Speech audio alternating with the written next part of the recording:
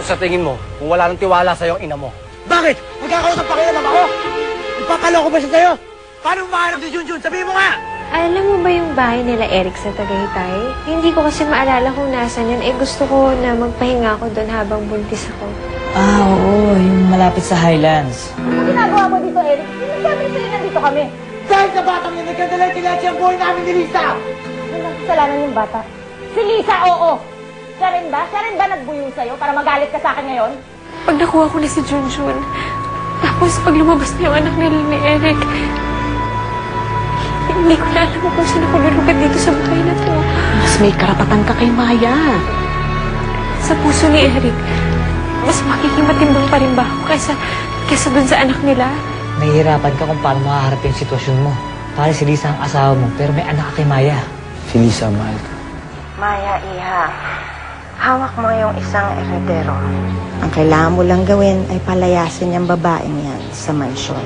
Gaano ba ka-importante na makita ni Lisa yan si Junjun? Asawa ko siya. Importante sa akin ito. At sa kanya, gaano ka-importante yun?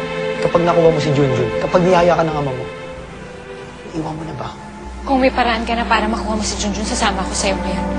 Ikaw at ang apo ko, hindi ko kayo pababayaan. Mag-iingat po kayo. Maghihintay ako sa inyo, Tay.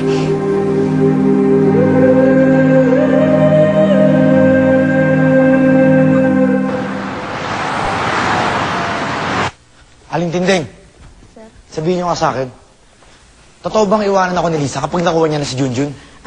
Ganito po yan, sir. Yung tanong ko na lang ang sagutin niyo. Yun naman po ay gagawin niya para sa ikabubuti nila mag-ina, saka para po sa ikatatahimik niyo pareho. Paano ako? Basta niya na ako lalayasan ng ganun? Aling Tinding, anong papel ko sa buhay niya? Pader na sasandalan? Tapos iiwanan niya kapag hindi niya na kailangan? Nauunawaan ko po kayo, Sir Eric, pero may punto din po si Lisa. Malimit na po kayo nag-aaway, hindi kayo magkasundo. Inilayo pa ng mama niyo si Junjun sa kanya. Pero hindi sapat na dahilan yun, Aling Tinding. Alam niyo kung gaano ko naghihirap para sa kanya. Sabi niya sa akin, sabi niya mahal niya ako. Magpapalusot ka lang sa anak ko. Tinawag mo pa akong kriminal. Bakit hindi ba totoo? Tigilan mo nga yan, hindi bagay sa'yo maging sensitive.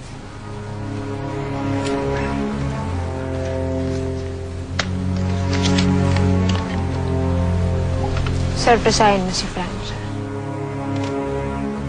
Sa wakas, makukuha ko na rin si Junjun. Siguraduhin mo lang. Dahil naghirap ako para matuntun yan. Sir Eric, huwag mo nang pahabain ito. Intayin mo na si Lisa, mag-usap kayo. Hindi ko na kailangan kumpirmahin pa sa kanya. Sa inyo ko na nalaman. Mahirap para kay Lisa na magdesisyon na iwanan ka. Kung importante ako sa kanya, o ang pagsasama namin, hindi siya mahirapan magdesisyon.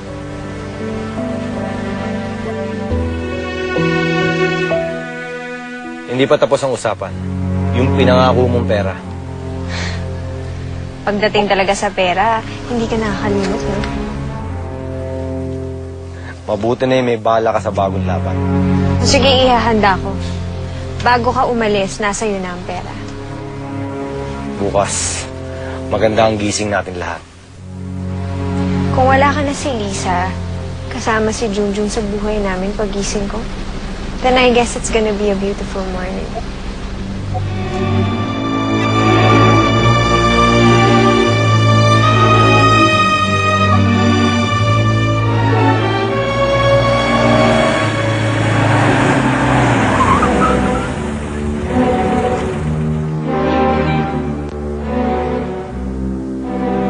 Alam ko na kung nasan sila, Francia.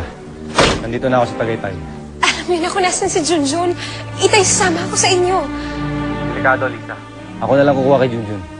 Pero Tay, sabik na akong makita ang anak ko. Makikita mo rin siya. At sa pagkakataong ito, hindi na kayo magkakalayo. Sige na. Itay, pero kung pwede sanang makuha ko yung address nila sa Tagaytay, gusto ko kasing malaman kung saan ka pupunta. Text na lang kita.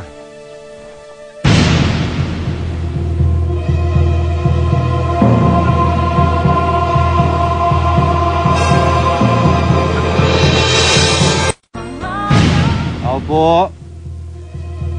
Ako po, delivery po. Ako po. Ma'am, sir, delivery po. Sir.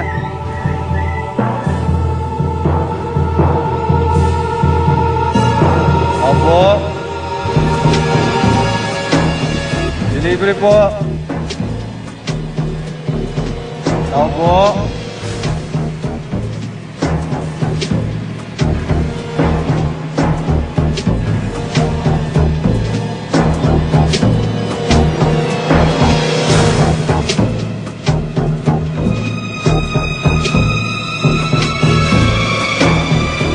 Francia?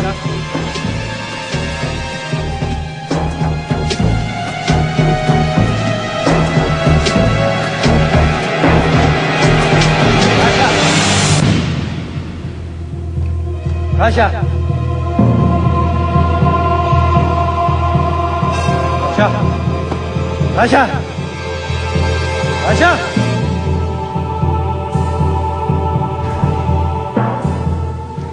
Sabi ko kay Eric, mag-usap kayo. Ayaw naman makinig.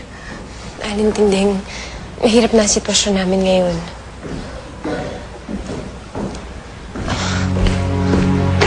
Andito ka?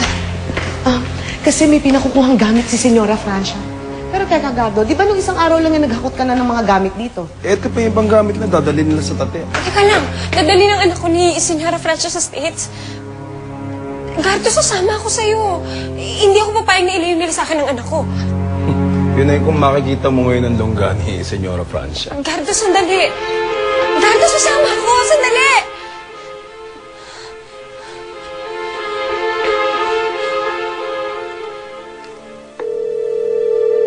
Hello, Maya. Wala na si Francia rito. Ang alam ko, na-discharge na sila sa ospital. Baka nasa airport na. Hindi siya sa Tagaytay.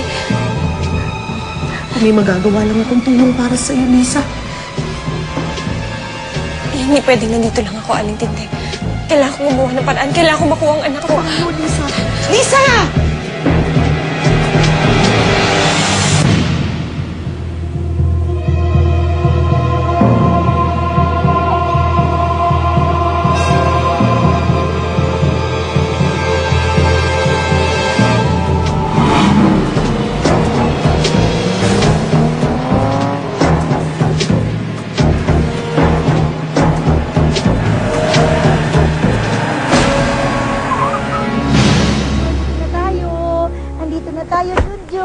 Baba na si Junjun. Nato, pasok na yung kotse sa loob. Gloria? Dalian na natin. Ayusin na natin gamit. Alis na. Puntang American yan eh. Opo, sige po. Sige na. Hello.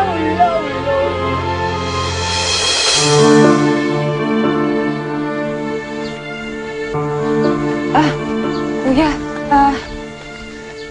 alam niyo po ba kung saan tong address na to? Ayun ako, ito po. Yan ba? Tandaan na to, diretsuhin mo lang yan. Diyan lang yan, malapit na yan. Diretso lang ho. Opo. Sige, salamat ho. Okay.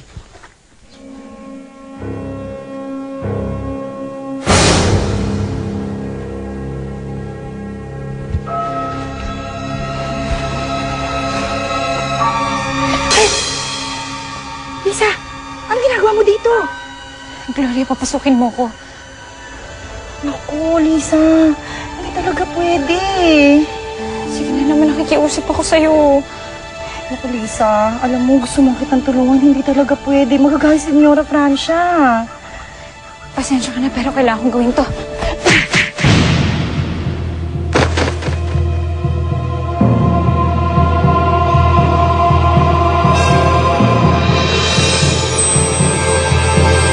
Muling nagharap sina Mirna at Glasilda.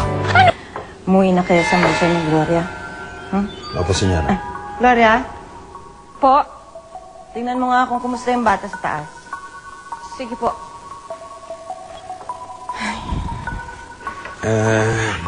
Senyora, pasensya na po kayo pero meron lang ako tatanong. Paano pagpunta na kayo ng Amerika?